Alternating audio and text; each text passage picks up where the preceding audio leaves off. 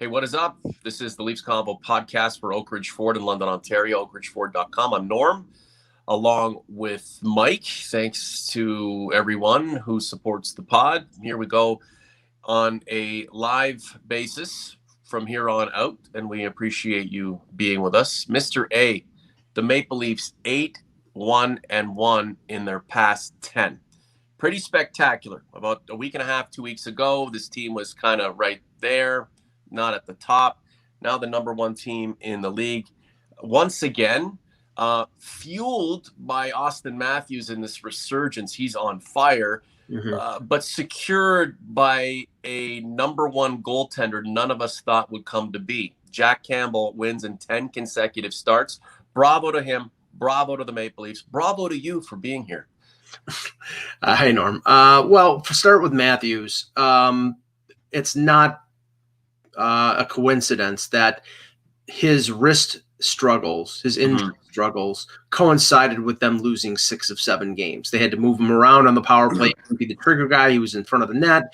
You know, he wasn't taking face-offs at times, and they lose 6 of 7, and everybody's like, what's going on? Now, I think it was not just simply him. I think it was also Frederik Andersen was playing hurt, and there were other factors. But I think the fact that Matthews wasn't able to, trigger that fantastic wrist shot was a contributing factor to them losing.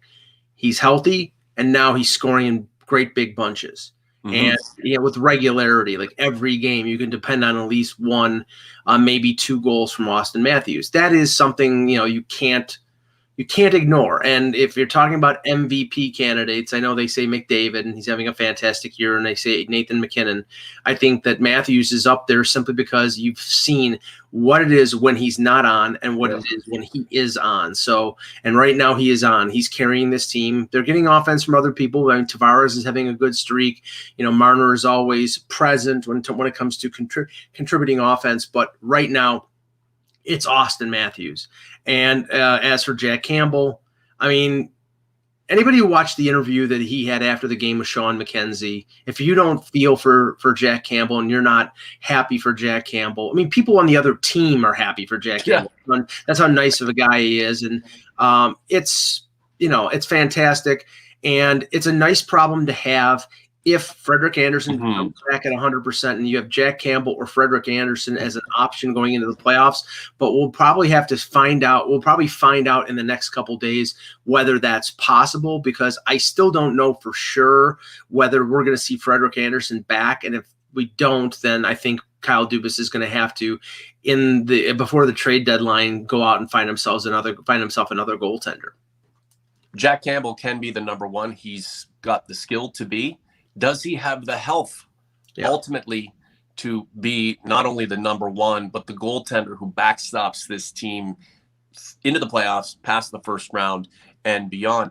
Time will tell. So he's the de facto number one. Let's make no mistake about it. Freddie Andersen, if he's back and mentally ready to go, he'll have to wait for his turn and then execute properly when he gets that chance. As you said, it's a good problem to have. So let's all get on the Jack Campbell train. This isn't a guy who is playing above his capability. So maybe this is the story none of us expected to unfold, but this is the story that can allow us to imagine bigger and better things, because a guy like Campbell, who's so beloved, who has the skill, is putting this streak together. And if he can escape the demons of injury, this team's in terrific shape. And Austin Matthews, 28 goals, leads the NHL. I think he's got 48 points now in 38 games. Marner's at 48 in 40. It's a wonderful thing. And the thing about Matthews, he's putting the biscuit in the basket, producing points, but he's playing a 200-foot game like we haven't seen him play before. And that's extremely important, not only for his contributions to the team, but how he evolves as a player. It's a beautiful thing to see. Well, I mean, if you need an illustration of what you just said, look at what happened on the game-winning goal. He came down low below the goal line, and helped out the defense win the puck battle, and then broke out, made a nice move on Tyler Toffoli, literally right near in front of the net, and went the other way on a 3-on-2 break, which led to Zach Hyman's game winner. I mean, that's, so Matthews not only scored one goal, he set up the game-winning goal with that play. He has been much more attuned defensively this year, and Marner has as well. I mean, a lot of people complain about Marner's ability defensively because he's not a physical guy, but he blocks shots, he kills penalties, he's positionally really sound and smart, and that's a contrast to some other players on the team. So, I mean, they're getting great two-way play out of their top players. Most of the people who dislike Marner are the ones who fantasize about William Nylander. They need a yin to the yang, and Marner's an integral ingredient to this mix. And losing a guy like that would be not catastrophic for the team, but really disrupt its ability. And just ask the guy we've been lauding and fawning over, Austin Matthews, what Mitch Marner not only means to the team, but to his success. And he'll certainly tell you. This is the Leafs Convo for Oak Ridge Ford, London, Ontario, oakridgeford.com. Oak Ridge Ford helps to pay some of the bills for us, and that's amazing. So I should mention that 2021 Ford Escape has 0% financing through 72 months. People come into the dealership and go, how much money can you give me off the car? I want a discount on that. Well, sure, I'll give you 10 grand off the car and charge you 11%. How about that? How about a little bit of money off the car and 0%? It's always nice to pay the principal plus tax over a certain period of time and no interest. So you can get at me about that, especially the Escapes right now. Just a really nice car, and it's a second year of the new design. Mr. Augello, the Leafs are an elite team, but how can they be eliter? One, get the power play going, and I don't care how many goals they haven't allowed. That power play needs to click, especially when the playoffs come around. But two, add another piece to act as a cherry on top, or effectively improve the periphery of this group that does seem to have a lot of the components to be a champion. We saw the Islanders pick up Kyle Palmieri and Travis Zajac for a first-round pick. A lot of people going on about how, Lou was Lou again. And, we can have that discussion about Lou Lamoriello and his legacy and his time in Toronto at another point. Do the Leafs look at that and go, geez, they did it, now we need to do something too? Or do they think, look, this is all about the Maple Leafs and progressing the way we need to. We don't have to keep up with the Joneses, but ultimately we should probably do something before the deadline, and it's approaching quick. Well, Kyle Dubas apparently was in on Palmieri, according to Pierre LeBrun. So that was the type of move that they're looking for. Now, obviously, I think Tom Fitzgerald chose the deal with the Islanders, maybe in part because he could get more out of. By trading Travis Zajac, clearing his salary, get a first-round pick by adding him into the deal. Palmieri was probably the second most sought-after rental guy next to Taylor Hall in this class. But the Leafs are still looking for that top 9, top 6 winger. I mean, Dubas did an interview with LeBrun a couple days ago and said that in spite of the addition of Alex Galchenyuk, and he's played well, and we're not taking anything away from him, but we still want to improve the depth of the team. And you can see that illustrated again yesterday with William Nylander being put into COVID protocol. They had to move Ilya Mikheyev up to the second line with Galchenyuk and Tavares, and that line really didn't generate a lot. So I think what they're looking at going forward towards the playoffs is a forward group that is really good, but has a few players, Simmons, Thornton, Spezza, a little long in the tooth, who need to have minutes managed. And if you have an injury, or an absence like Nylander, that means moving up somebody like Kerfoot or Engvall or Simmons or in like yesterday's case, Ilya Mikheyev. And as much as I love the way Ilya Mikheyev plays, he can't finish. He's just not have scoring touch. So that is one thing that, Dubas apparently is intent on, adding before the deadline. But my question is, and this all stems from what's going to happen with the goaltending and Freddie Andersen. If Freddie Andersen can't play, if they can't determine that he's going to come back, and they're saying they're saying everything right. Keefe says he's very confident he'll be back, and Dubas is saying we're getting updates and things are progressing, but there's no hard evidence. They're not giving us any kind of accurate determination of what's going on with Andersen. So if that's in limbo, then they may put him on long-term injury, and they might go out and get themselves a goaltender. That's still a distinct possibility. So a goaltender and another piece to the puzzle, or just the goaltender? They can only do that if they put Andersen on long-term injury. That opens up $5 million in cap space. Similar to what happened with Montreal a couple days ago. Brendan Gallagher breaks his thumb. He's out 6 weeks. They now have the cap space to be able to make a move. They may not make a move, but they have the cap space to do it. With Andersen right now, they can make a move. They can make one move, the Leafs, if Andersen is not put on long-term injury. If he is, then they can make a couple moves. They could add a goalie. They might be able to add a cheap defenseman. They could add a forward. If Andersen is going to be back, then they're limited to one move. Just going through some of the comments. Cottis, one of the OGs. You guys do a great job. Always my go-to Leaf site. Thank you very much. Caleb Merkstrom. Good morning, gents. Will 85. No Philly talk. What about Nylander? What else do we have here? Buds fan. Do you think Andersen is done for the year? Is he? Could he? And I mean, the problem is, and this has been pointed out. Chris Johnston pointed this out on the 31 Thoughts podcast earlier this week. The Leafs, and I attest to this because I'm on all the media calls. The Leafs have been very specific when it came to injuries all year. Wayne Simmons, he's got a broken wrist. He's out 6 weeks. Joe Thornton, he's got a broken rib. He's out at least 4 weeks. All that type of thing. With Andersen, it's day to day. He's been out for 3 weeks. He's been examined by the doctors. He's progressing. No specifics. So it's something, somebody speculated it's some sort of soft tissue injury, groin or hamstring or whatever. I mean, I know it's not an exact science, but I think Kyle Dubas is going to basically have to say to his medical staff, okay, I need to know whether this guy can be back. And if he can't be back, I got to protect myself against him not being back. So that's where it stands right now.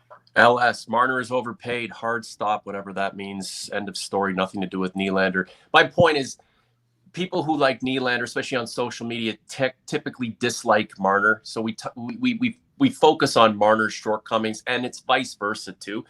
Marner's not overpaid when he's a point per game guy. He's putting up 5 points in a game and setting up the beloved Austin Matthews. When he's making mistakes, he's overpaid. Guys, they're not rescinding his contract, and you're not just going to trade him because you think it's just economically irresponsible for the Maple Leafs. He's a key piece to the team, and 30 teams would love to have him. It's an optical thing. It's a PR thing. Nylander's not perfect. None of these guys are. Sure, he could be overpaid, but too effing bad. It's just, it's the way it is. It's not your money. So he's putting up points. He's okay. He is a top 5 scorer in the league. Look at the salaries of the top 5 scorers. The only one who's not making over $10 million is Leon Draisaitl. I mean, McKinnon is on that ridiculous contract that he signed after a bad year, and he's making, I think, in the 6s. But Matthews, 11.6. McDavid, 12.5. Marner, 10.8. If you have a player in the top 5 of the league, you're paying him that much. And he's a top 5 player right now. Yeah, it is what it is. Caleb Merkstrom, do you guys see the Leafs making a run at Josh Manson? No, No, because they have a better chance of acquiring Charles Manson. Yes, I had that. I know. I was waiting. If you didn't do it, I was gonna pencil in no, never mind. Okay, so Josh Manson. They've been linked to Josh Manson for a couple years. Mm-hmm. Josh Manson has another year in his contract, a little over $4 million. The problem here is, and don't get me wrong, Josh Manson would be a fine addition to the Leafs defense. The problem is right now is that they would probably lose him or a Justin Hall in the expansion draft. They can only protect 3 defensemen, or if they go 8 skaters, they can protect 4 or more. You're going to protect Tavares. You have to protect Tavares. You're going to protect Matthews and Marner and Nylander. So that's 4. I don't think they're going to trade for another defenseman that they have to protect. I think if they're going to trade for a defenseman, like Elliot Friedman reported a couple days ago, a guy by the name of Jamie Alexiak, who played for Dallas last year in the Stanley Cup final, big body presence, tough defenseman, big rangy guy, making about $2 million. That would make a lot of sense for the Leafs because they wouldn't have to protect him, and he would improve their blue line in terms of depth. I mean, I've said it the last 4 convos. The disaster scenario for this team is one of their defensemen getting hurt, and Sheldon Keefe falling back on his comfort zone and saying, "Oh, Marty Marinson can do it." No, he can't. He's friggin' terrible. He can't. He costs you games in the playoffs. So I would rather play an inexperienced Rasmus Sandin than Marty Marinson, and I sure as hell would rather play Jamie Alexiak than either one of them because Sandin is inexperienced right now. Sounds to me like the Leafs need to explore the idea of a backup to Jack Campbell. Yes. And acquiring another defenseman, and that's it. Offensively, this team doesn't need too much help at all. Like, again, we could, guys like Simmons and Thornton with managed minutes, which is another good name for a podcast, managed minutes with Mike and Norm. We have to manage our minutes. Those guys, the offensive guys are capable. It's the defense that goes through that process of attrition in the playoffs, especially if you're going deep. So having depth there, adding to a really nice defensive group right now is probably what the Leafs should be doing. Never mind going out and adding another top 6 forward. And then with the goaltending situation, I suppose you can't be too cautious about it. Well, I mean, again, looking at what's happened in the last few games, you saw against Calgary, and Calgary really doesn't have anything to play for anymore because I think they're realizing they're out of the playoff race. But TJ Brody gets run at by Milan Lucic in the first period of the game, the second game of that series, the back-to-back on Monday. It takes a couple periods, but Wayne Simmons responds by cartwheeling Lucic against the boards. If you don't think that that's the kind of treatment that players like Shea Weber or Corey Perry or Josh Andersen for Montreal or any of the tough guys, big guys on Winnipeg like Lowry or Andrew Kopp or Scheifele on Winnipeg, if you don't think that that's what they're going to do or try to do to Riley and Matthews and the core group of the Leafs, then you've got another thing coming. And the only way you stop that, I'm not saying you go out and get a goon, but you go out and get a player who will do what Simmons did. And it can't just be one guy. Right now, in terms of pushback in the playoffs, the Leafs have 3 players, maybe 4. Bogosian, Muzzin, Simmons, and maybe Zach Hyman. And after that, they're players, and there's nothing wrong with this because skill players, that's their job. There's nothing wrong with turning the other cheek, but the other team will continue to beat you into the ice if you continue to do that, and you have to push back. And that's the type of player that you need. Steven Sacre, for $11 million, he expects way more. Like what? Like, well, what, 6'5"? Are you asking about Tavares or are you asking about Marner? Because I've heard just as much criticism about Tavares as I have about Marner. And you know what? Honestly, Leaf fans, think of this. If you continue to criticize John Tavares, he'll be the last big-name free agent who will ever come to Toronto. He came back home. He got paid. He's playing pretty damn good hockey. He's been very good the last couple weeks. I don't get it. It's the guy who I think of the top of the core group, the guy who has been the one who's been the most inconsistent and the worst bang for the buck. Tavares. No, it's been William Nylander, but this is the thing, and I'm not saying William Nylander is not a good player, because he is a good player. But if you're talking about consistency, game in, game out, Nylander is the worst of the four. Yeah. Okay. So here's the thing. This is not an anti-Nylander show. Like, again, I know we have a bit of a rap for that. That's bullshit. Anybody with brain understands where we've come from and how much we talk about hockey, know that we're not anti-Nylander. We are pro-Leafs, right?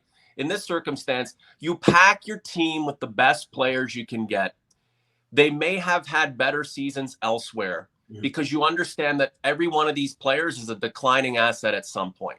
If you can bring them together as an amalgamation of talent who have done great things throughout their careers and who can collectively get the job done wearing the blue and white and earn this organization and fan base a Stanley Cup, that's all that matters.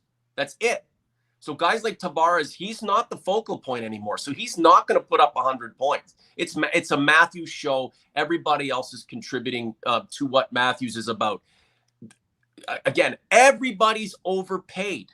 Everyone. And if they're perfectly paid, good for them. Who cares? It doesn't matter. It doesn't matter at all. It's good fodder on Twitter. Who cares? No one cares. These guys just want to win. You guys can talk about who gets this and who gets that, and how does his salary equate to what he's putting out? That's good discussion. But if that guy doesn't lend his expertise and his ability to a championship team, it doesn't matter. The whole point here is to bring a collection of guys who have had great success elsewhere and who might not have that same statistical success this time to contribute to the greater good, and that's win a Stanley Cup for the Maple Leafs. That's what it's about. He's not worth it. That's bullshit. Seriously, enough of this. And sorry, Mike. No. Talk about Nylander and his situation. And I love the OGs and Commerce for being here, but who cares, man? Marner is not going to pack his stuff and go and work at the coal mine. He's going to play and make the money that he got, and he's contributing a point per game. It'll never be good enough for everybody. But I'll tell you what, if this team wins a Stanley Cup, that's it. That's all that matters. And if William Nylander scores the game-winning goal in overtime of Game 7 of the Stanley Cup Final, do you think anybody is going to complain about Nylander? Nobody is. We love Nylander. We love him. Willie Stye's the greatest. We love him. We love him. We love him. Statues. I want him to be. I want him to be. Look, I want him to be better. I hope he doesn't have COVID. I hope there's no issue. The guy's fantastic. I want him, Marner, Tavares, Simmons, Thornton, Dan Dawu, Bill Derlego, Calle Johansson. You name Jason every Blake, league of all time. Come together and win a Stanley Cup. This team can do it. This team can do it. We can talk about the other stuff ad nauseum, and you can call us idiots. It doesn't matter. Yeah. We just want this team to win a Stanley Cup. A couple of other things. William Nylander. What is his situation now? What is he just kind of quarantining? They're keeping an eye on this guy because they need him. They need him to go on any kind of run. I'm not sure if we're going to find out anything today, because today is the Leafs' day off. They give the team a day off after they were on the road for 4 games. They came back right away and played the Habs last night. So, I don't know whether there'll be an update in terms of his status, but he apparently had contact outside of the team with somebody who may be positive, and for safety's sake, they basically told him, sequester in place. Don't have any. Now, the thing was, he was at the morning skate, so there was contact there. So hopefully there wasn't any, hopefully there was not any close contact where it could spread like it spread with the Canucks, God forbid. But we don't even know if William Nylander has. Yeah, he could. I mean, this is all precautionary. They don't even know if the person he had contact with is positive. So they're being very safe. They're saying, okay, we're going to test him. We're going to test the person. I'm assuming that person is being tested as well, and we're going to test the team like we normally test them, and hopefully there is no future positives. There is then. I mean, we've seen what's going on in Ontario right now. How everything is being locked down again.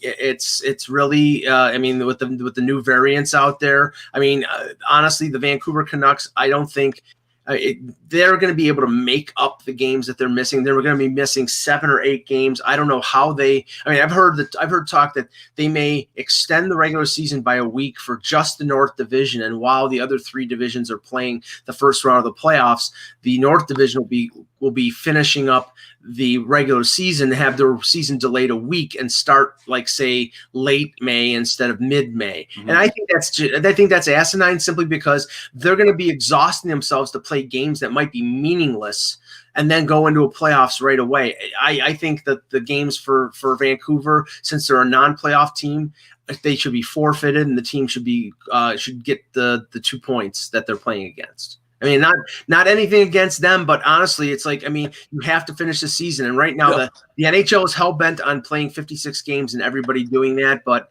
maybe they're not capable of doing it if a team is going to be out for 2 weeks because of COVID.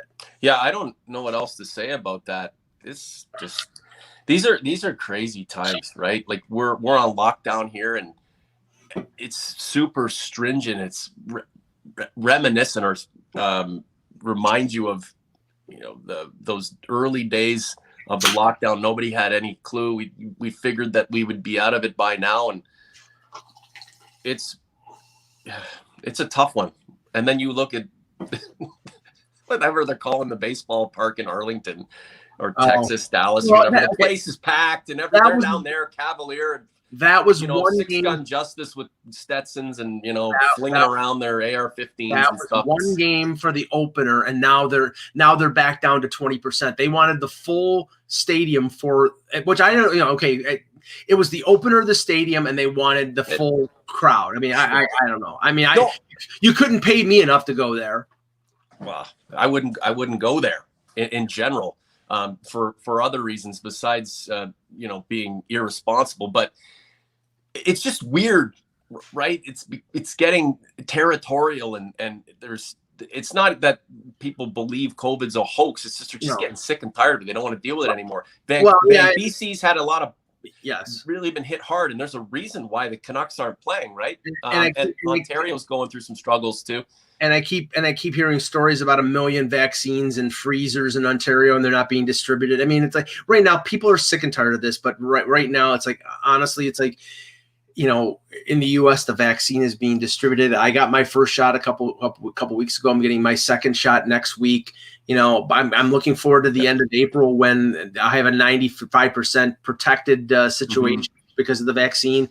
I want to enjoy my summer, and I want people to be safe and healthy. But a lot of people are just sick of what's going on right now. But I don't want it to derail this great season. God forbid if somebody's infected, then, all the things we're talking about, Jack Campbell, Austin Matthews, everything, it's going to be derailed completely because if this team has a mass infection, then they're going to be shut down too.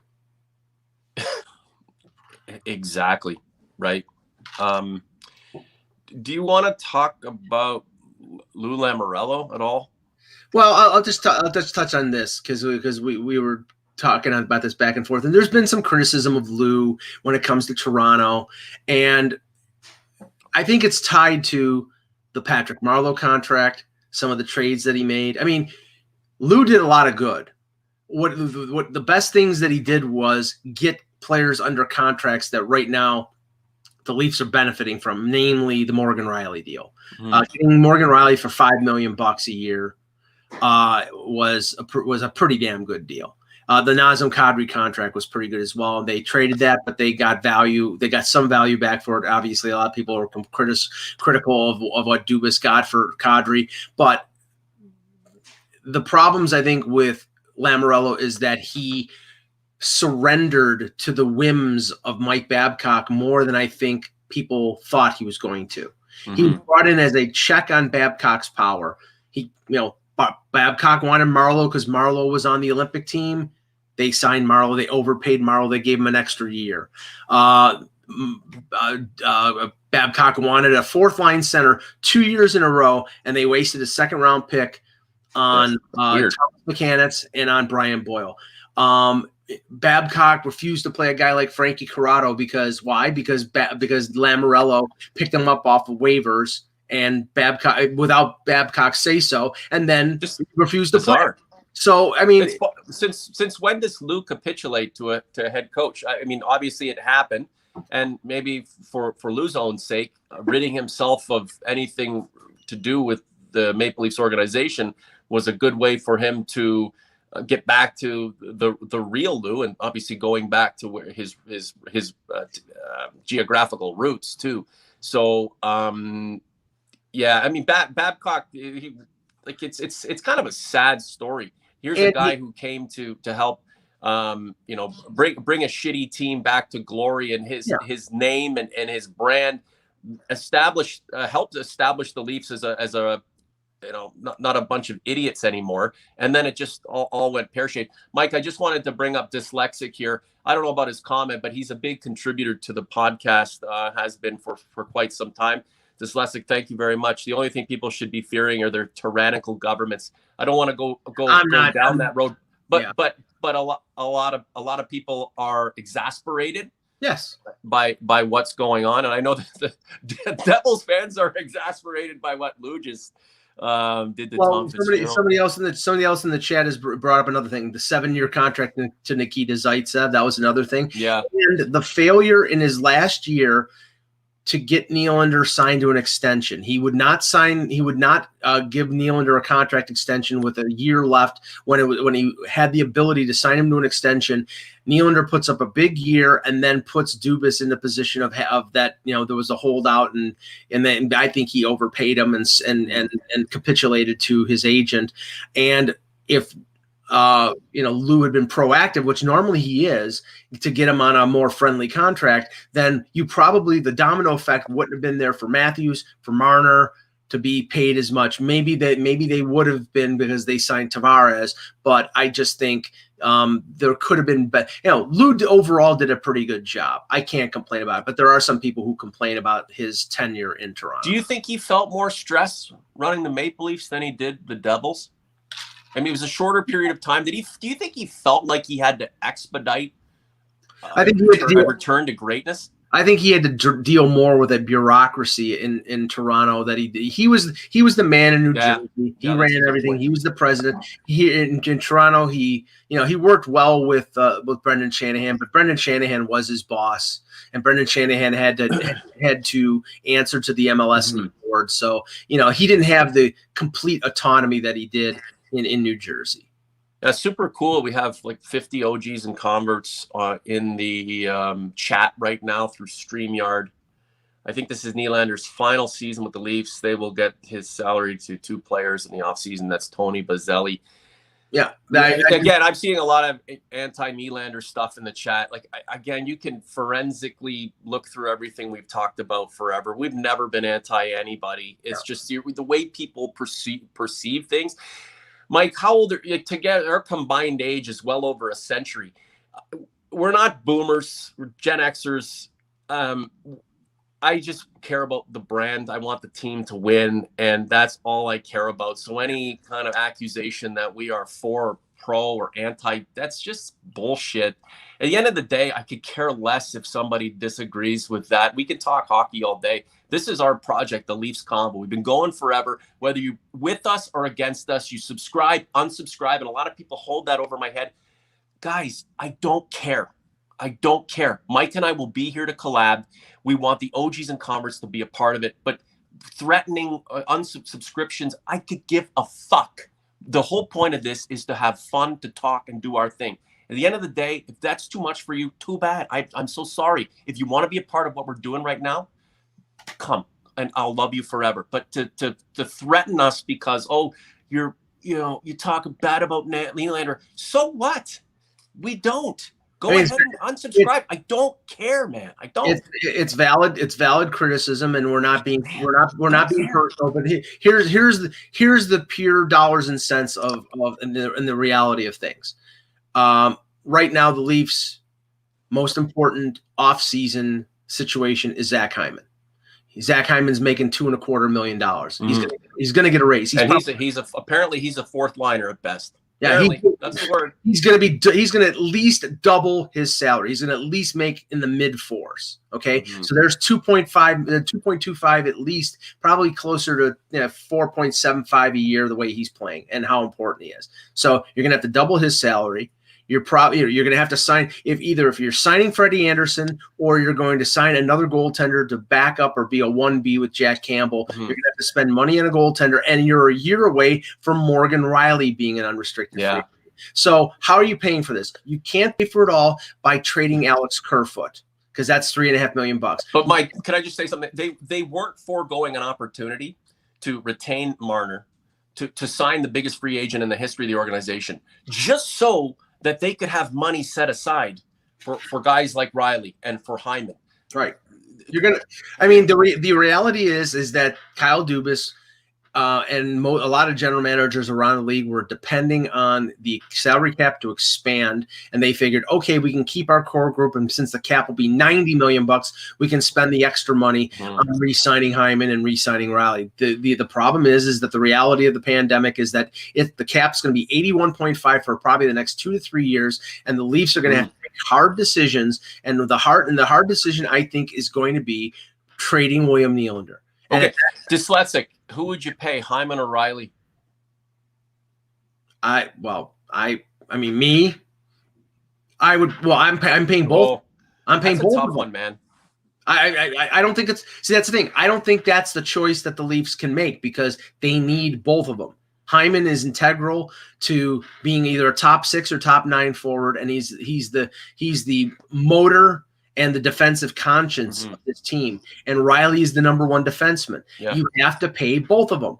Now Hyman, you might be able to get him to stay by giving him a long-term deal and paying him up front like they've done with Muzzin and a few other players.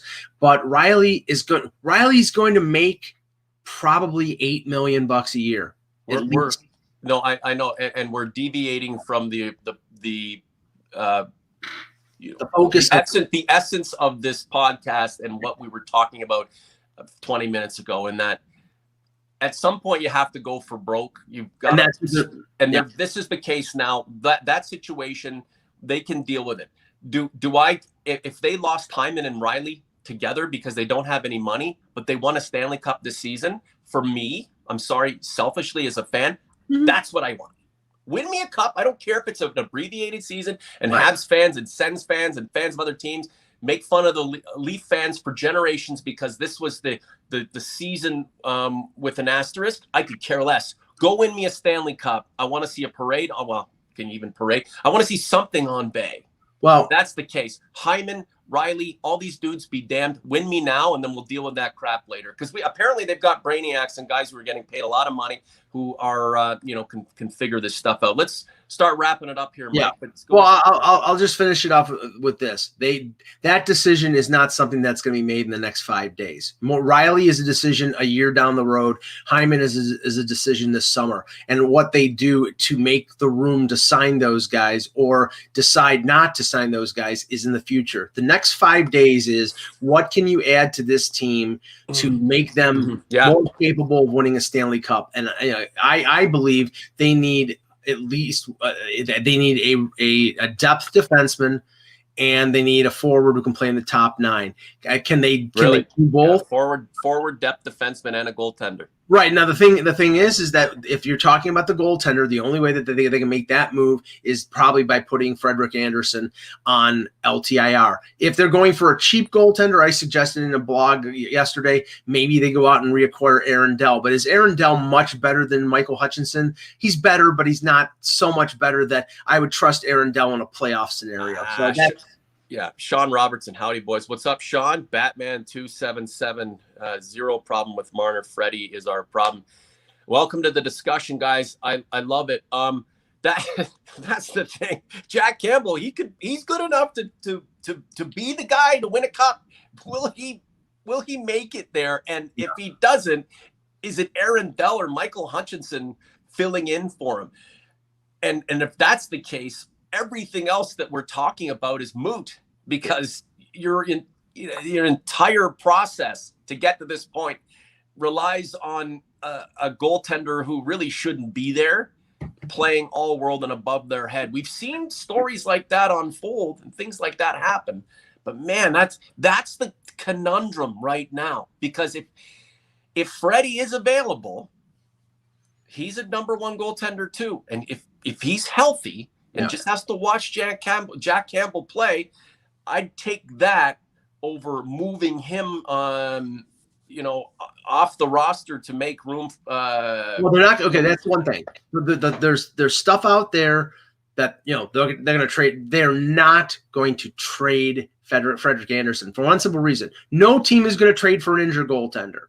Mm-hmm. So they're not trading Frederik Andersen. It's either he's going to be healthy and he plays, or he's going on LTIR. That's it. They will not. You want to alienate your core group. Trade a guy who's been their best buddy for 4 years. They're not doing it. If Andersen is not available, he goes on LTIR, and if he is healthy when the playoffs come around, if they go out and pick up Linus Ullmark or David Rittich, Frederik Andersen will be the #1. But it's all a question of whether he is healthy. Yeah. No, and that's the thing. We know the team's 8-1-1. Jack Campbell's just broke a record for 10 consecutive wins, and that it's an all-time high for a Leafs goaltender, eclipsing Ducat, who won 9 straight starts.